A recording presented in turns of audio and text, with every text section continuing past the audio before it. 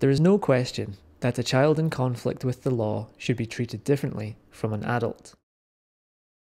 Since the Children's Charter of 1908, the system of criminal justice for children in England and Wales has been underpinned by the welfare principle.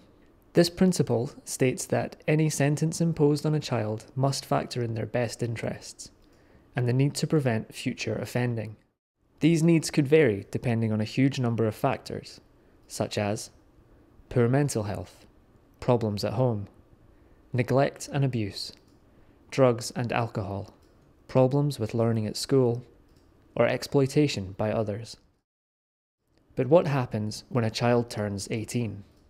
The Lord Chief Justice observed in the landmark judgment of Clark that turning 18 does not represent a cliff edge. Full maturity and all the attributes of adulthood are not magically conferred on young people on their 18th birthdays. Experience of life reflected in scientific research is that young people continue to mature, albeit at different rates, for some time beyond their 18th birthdays. I'm 29 years old. I've been involved in the criminal justice system since I was 12, 13. At age 11, when I went to secondary school, I discovered that I had ADHD and dyslexia. And of course, through the things that I did experience as a child, I found a lot of things difficult, sitting still, spelling, reading. As I turned 18, none of these problems seemed to disappear. They just got worse and multiplied.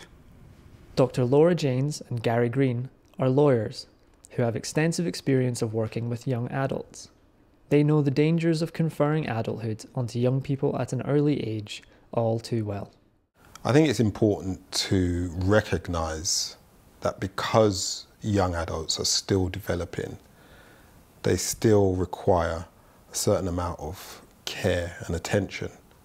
It's important to listen and appreciate that they still suffer the sort of vulnerabilities that may be more apparent with younger defendants in, for example, the juvenile courts. At the Howard League for Penal Reform, we work with children and young adults in the criminal justice system. One of the great joys of my job as legal director there is getting to know young people and watching them change, develop and mature. But it very rarely happens until their mid-20s. Everything we know about young adults, their lived experiences and how they behave tells us they must be treated as a distinct group in the criminal justice system. An influential panel of MPs in Parliament has just called out for this type of distinct approach when it comes to dealing with young people who enter the criminal justice system. The Justice Committee did 2 inquiries into the way we treat young adults in particular in the criminal justice system, because we were aware of growing concern that the arrangements we currently have weren't serving the very complex needs of that cohort of younger people. It didn't recognise the way in which they mature. It didn't recognise the multiplicity of issues and challenges which often underlie and underpin their offending. Our inquiry clearly found that young adults need a distinct approach within the criminal justice system and a distinct staff and programmes tailored to their needs. There is now a clear legal precedent and guidance that requires a different approach when sentencing young adults. The Lord Chief Justice made it plain that the emotional and developmental age is as important as the biological age, and that is key. 18 to 25-year-olds are still growing up. Many of them are still heavily influenced by peer pressure. Many of them are still emotionally extremely immature. Many of them are still changing and are capable of changing and moving away from crime. And many of them will find a custodial sentence very difficult to cope with because of their immaturity. I personally think that everyone's different, everyone's built different, everyone's DNA is different, so I think everyone should be treated different because not two humans in this world is the same. I've had a bad upbringing, but doesn't mean I have to have a bad future.